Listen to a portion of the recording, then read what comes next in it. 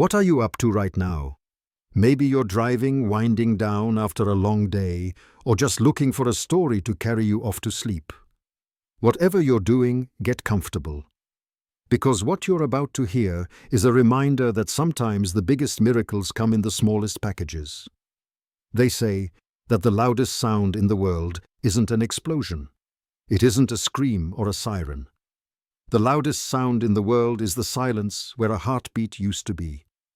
For Leo, that silence was a deafening roar that had followed him from the glass towers of Seattle to the misty forests of Willow Creek, Oregon. He had once been an architect, a man who built monuments to human ambition. Now he was just a man trying to rebuild himself from the ruins of a quiet heartbreak.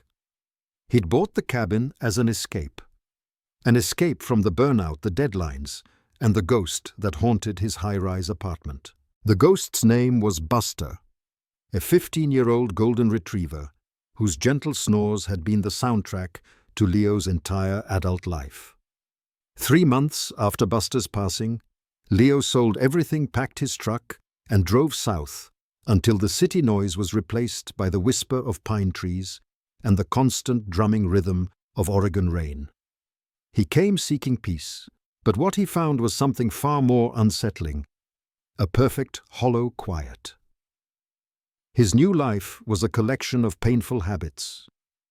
Every morning he'd walk into the kitchen and his eyes would flicker to the corner where Buster's food bowl used to be. He'd catch himself opening the passenger door of his truck, before remembering no one was waiting to jump in. He'd hike the muddy trails behind his cabin, and every time a squirrel darted across the path, he'd instinctively look down, expecting to see a flash of golden fur giving chase. He was a man haunted not by a presence, but by an absence. Psychologists have a name for this kind of pain: disenfranchised grief. It's a $5 word for a simple, brutal truth.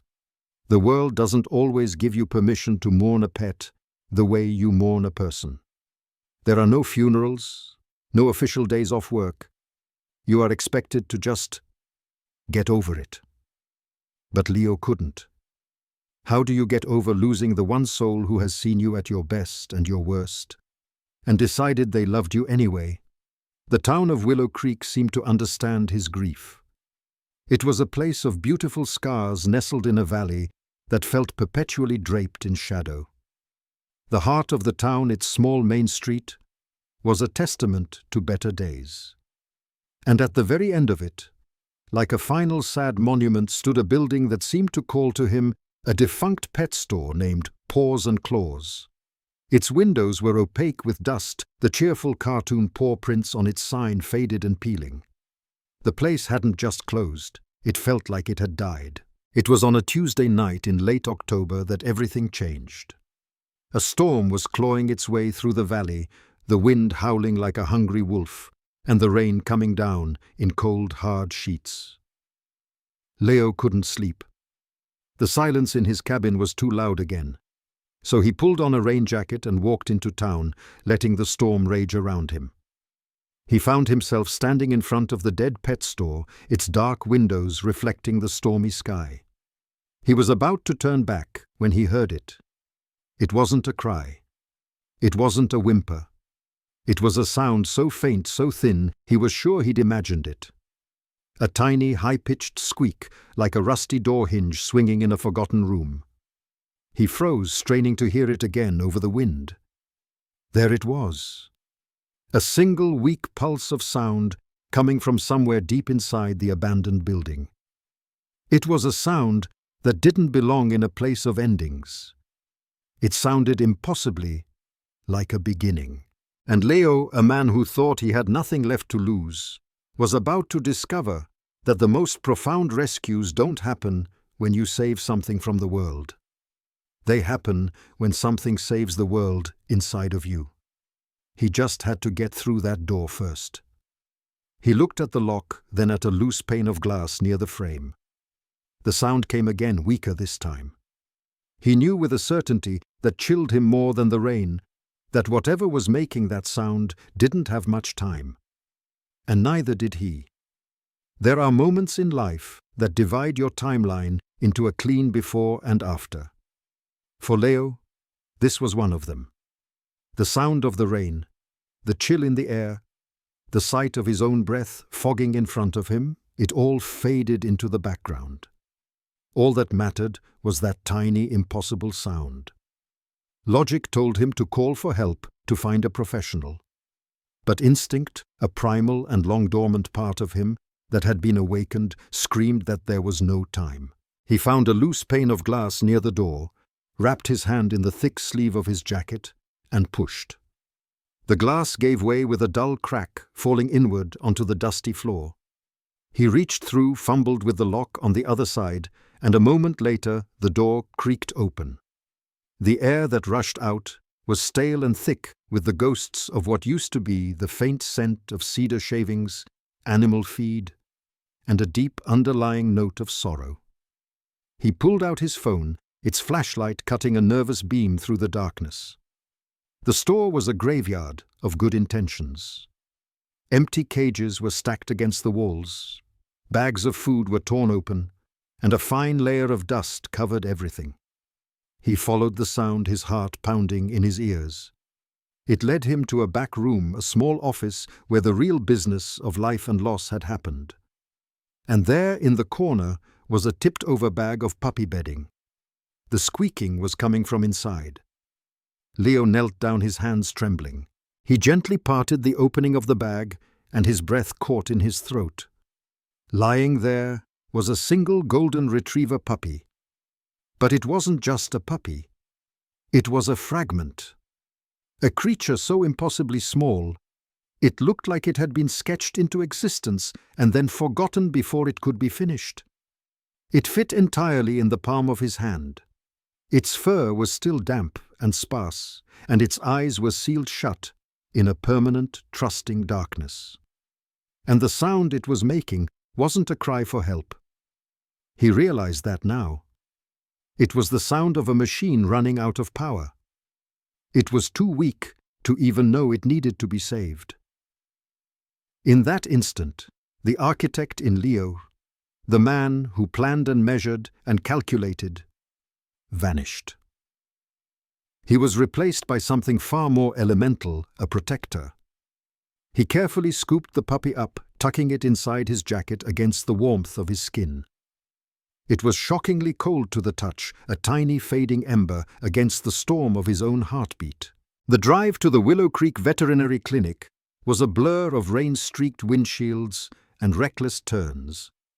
He was operating on pure adrenaline, one hand on the wheel, the other cupped protectively over the small life huddled against his chest. He pulled into the clinic's parking lot just as the last light in the window was being switched off. He leapt from the truck and pounded on the glass door, not caring how frantic he looked. A moment later, the door was unlocked by a man in his 50s with tired eyes and a slightly cynical set to his mouth. This was Dr. Aris Thorne, the town's only vet. He looked at Leo, soaked and wild-eyed, with an expression of pure annoyance. "We're closed," he said flatly. "Please."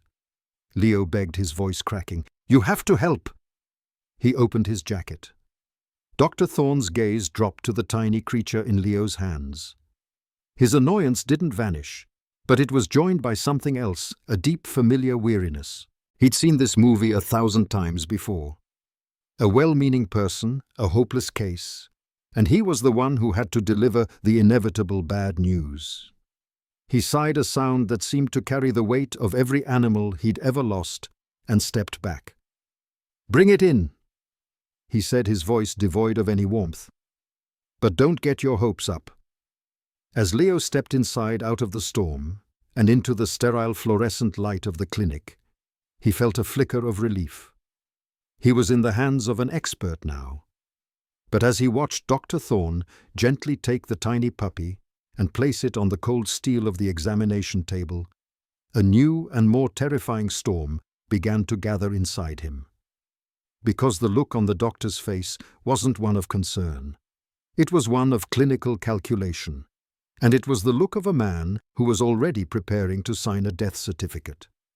Dr. Thorne worked with a detached efficiency that was both professional and deeply unsettling.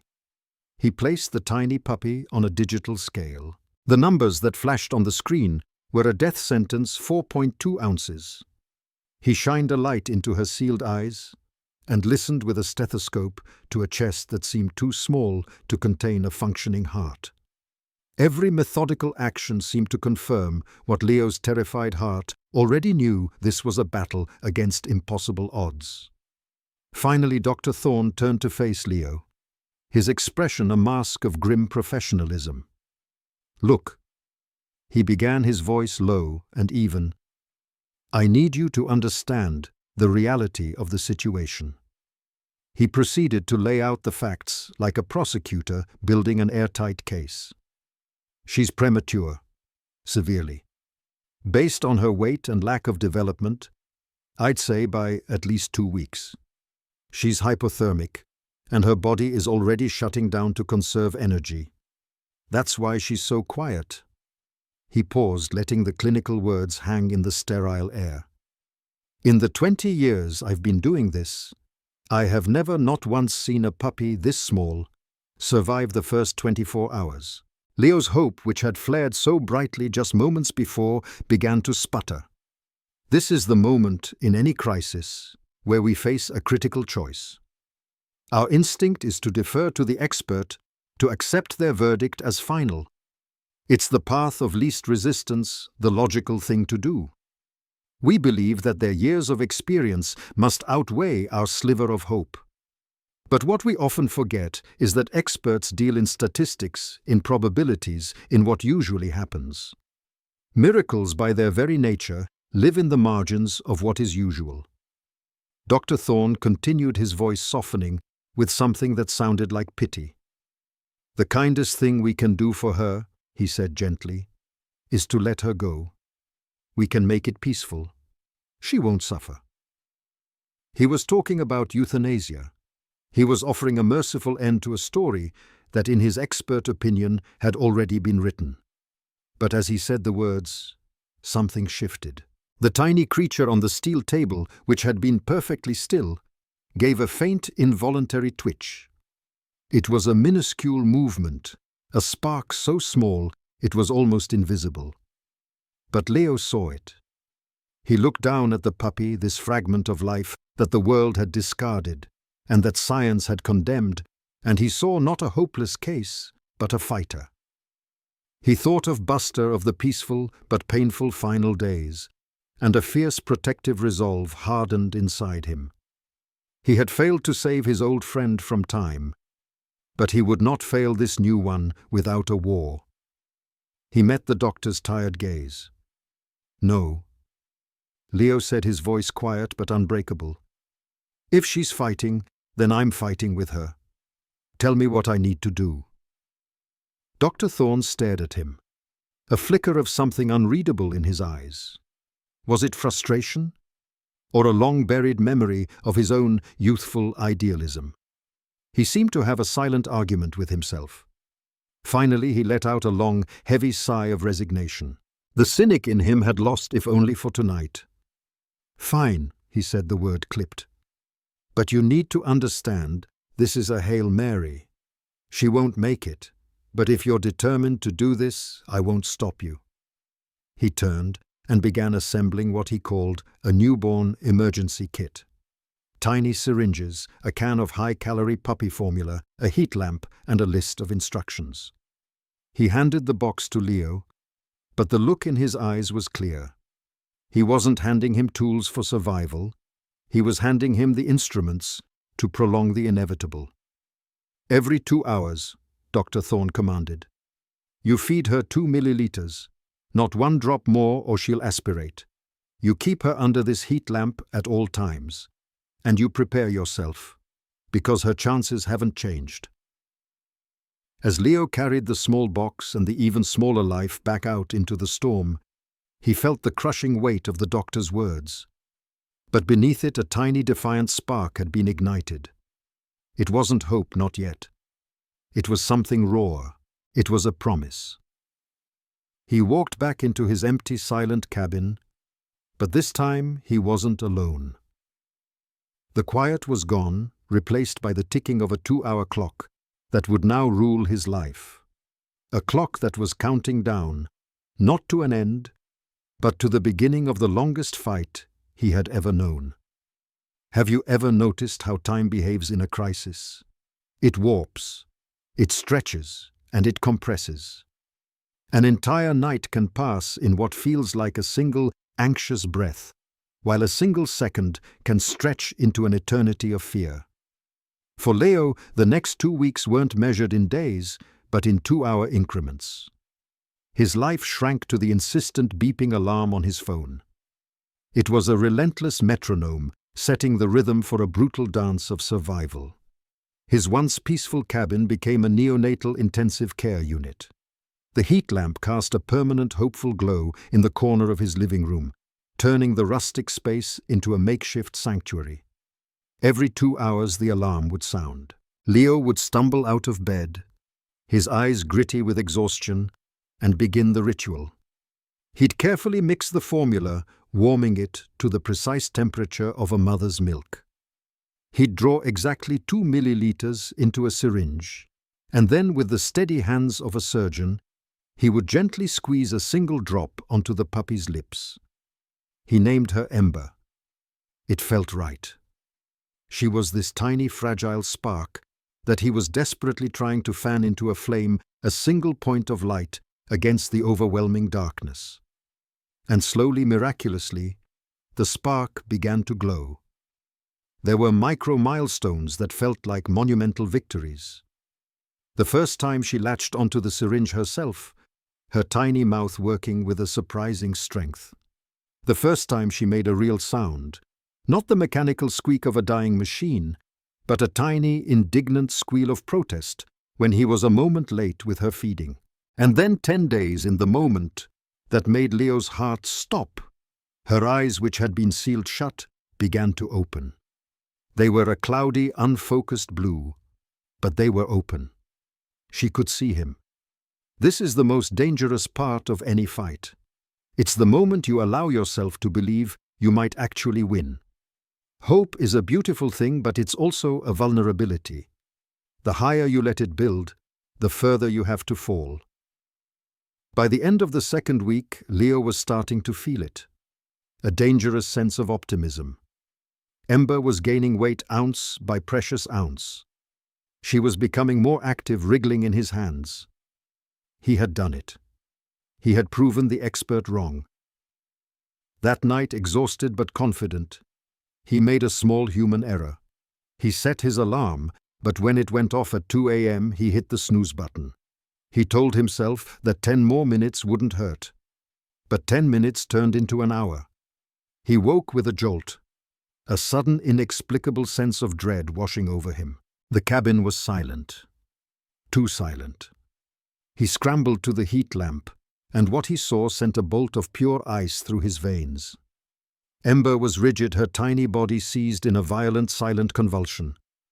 Her back was arched, her limbs stiff. She wasn't breathing.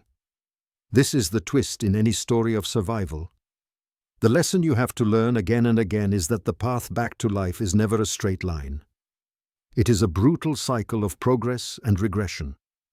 The moment you let your guard down is the exact moment the enemy will strike back with everything it has. Leo's mind went blank with panic. He grabbed his phone, his fingers fumbling as he dialed Dr. Thorne's emergency number.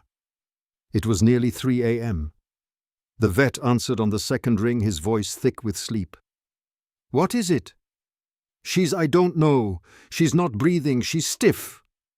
Leo stammered the words, tumbling out in a torrent of fear. And in that moment, something changed in Dr. Thorne's voice. The cynical, detached professional was gone. He was replaced by a commander in the field, his voice sharp, clear, and filled with an undeniable urgency. "Listen to me, Leo. Is her mouth open? You need to clear her airway." He guided Leo through a series of desperate miniature CPR maneuvers, his voice a lifeline in the darkness. The vet who had told him it was hopeless was now the only person fighting in his corner. After what felt like a lifetime, Ember's body went limp. She took a shuddering, shallow breath. then another. The seizure had passed. She was alive, but just barely. As Leo sat on the floor shaking, the first rays of dawn began to creep over the Oregon hills. He had survived the night, but the victory felt hollow. He had almost lost her. And as he looked at Ember so fragile and exhausted, a new question began to burn in his mind, a question that pushed aside the exhaustion and fear. It was no longer just about how she would survive. He now needed to know why.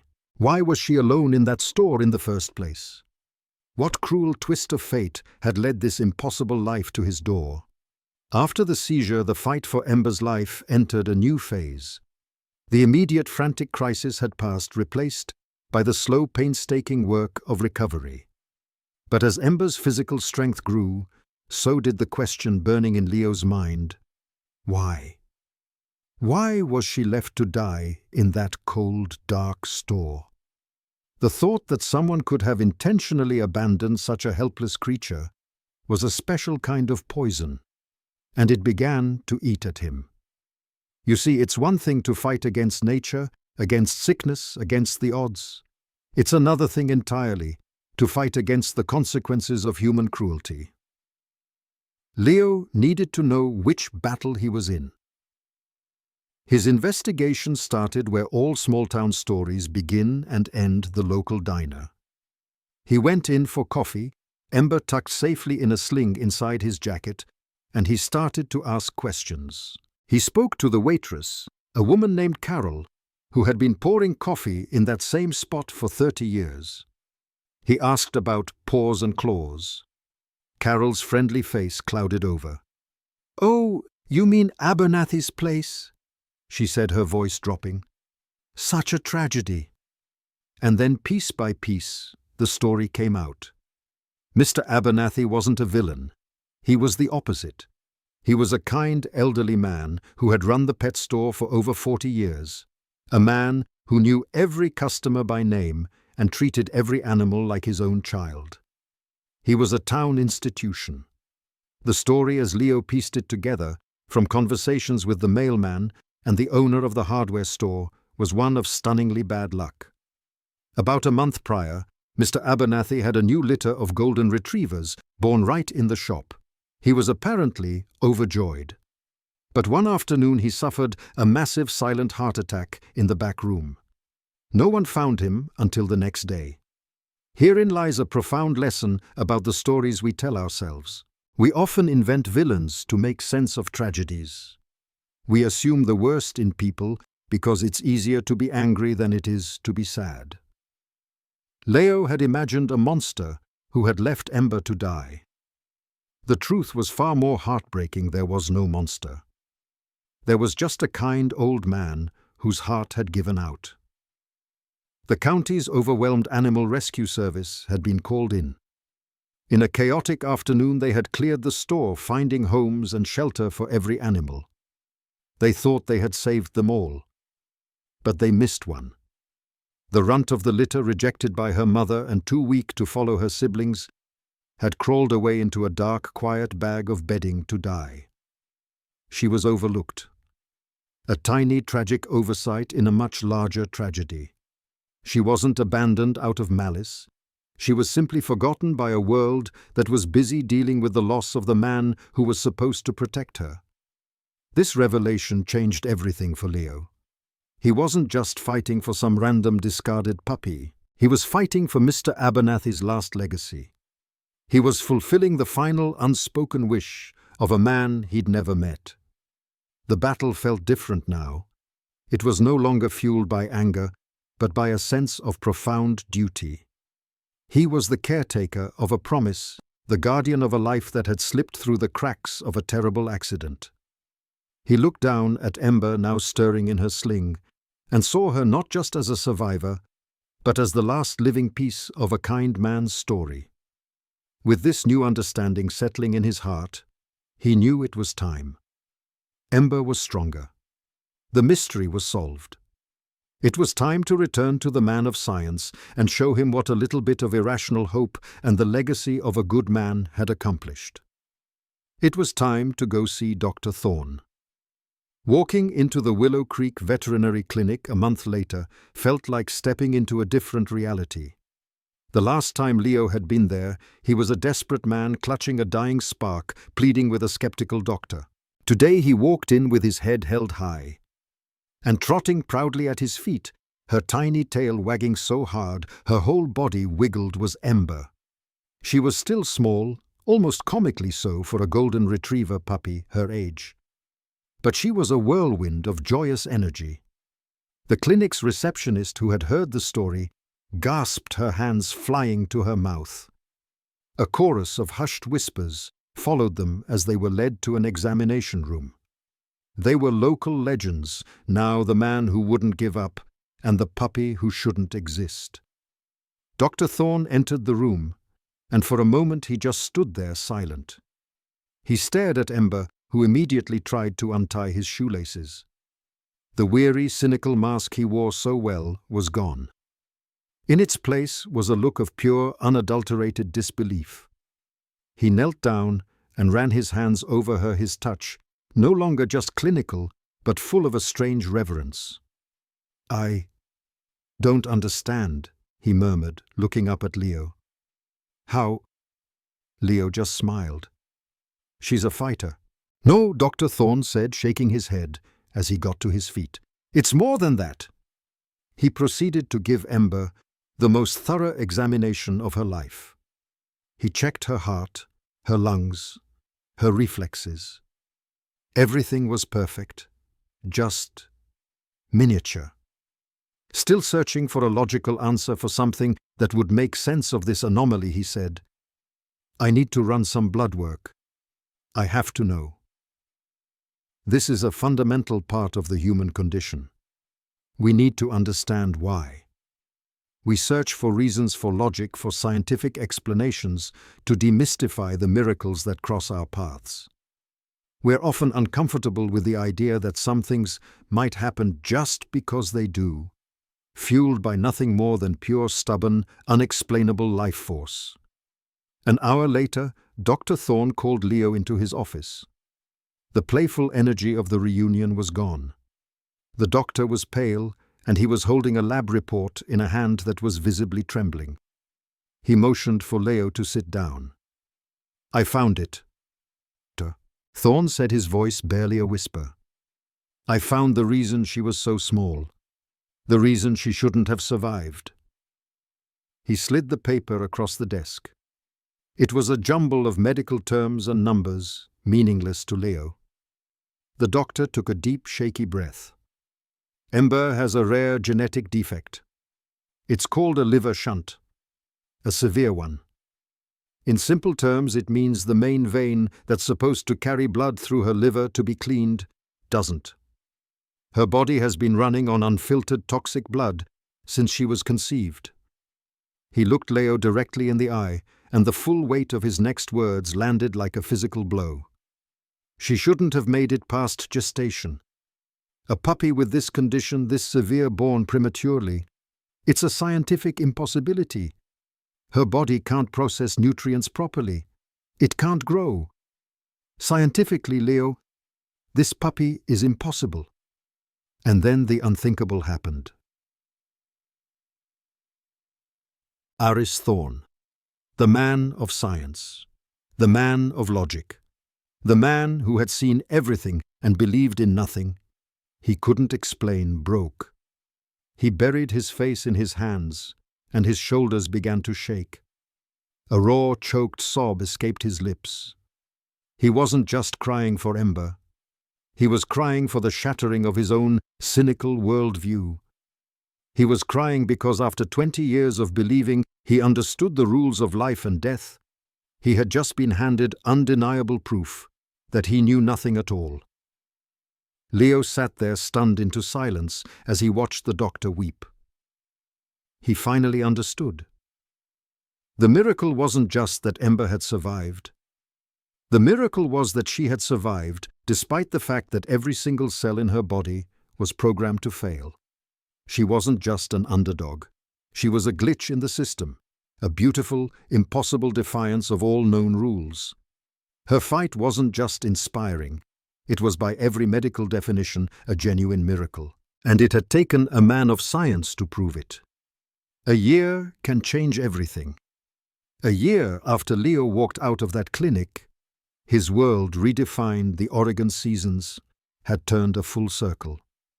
The autumn rains had given way to a quiet winter snow, which melted into a vibrant spring, and now a warm summer sun was filtering through the pines surrounding his cabin.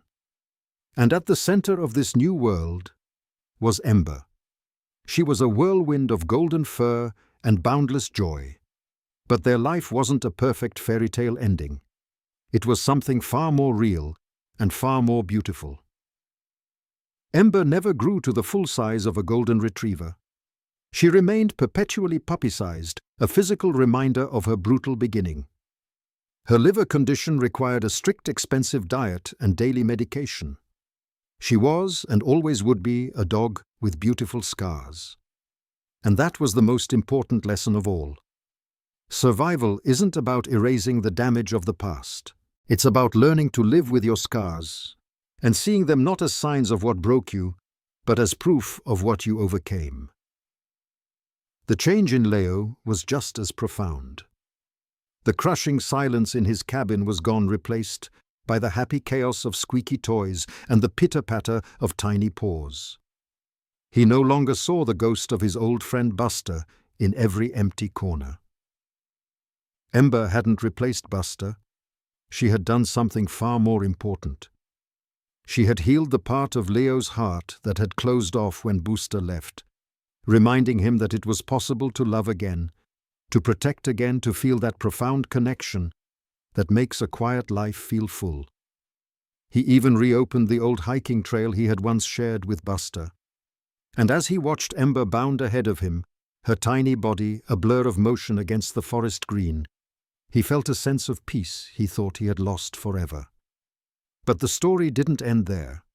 Leo knew Ember's miracle was too big to keep to himself. He used his architectural skills not to build skyscrapers, but to rebuild a piece of their town's broken heart.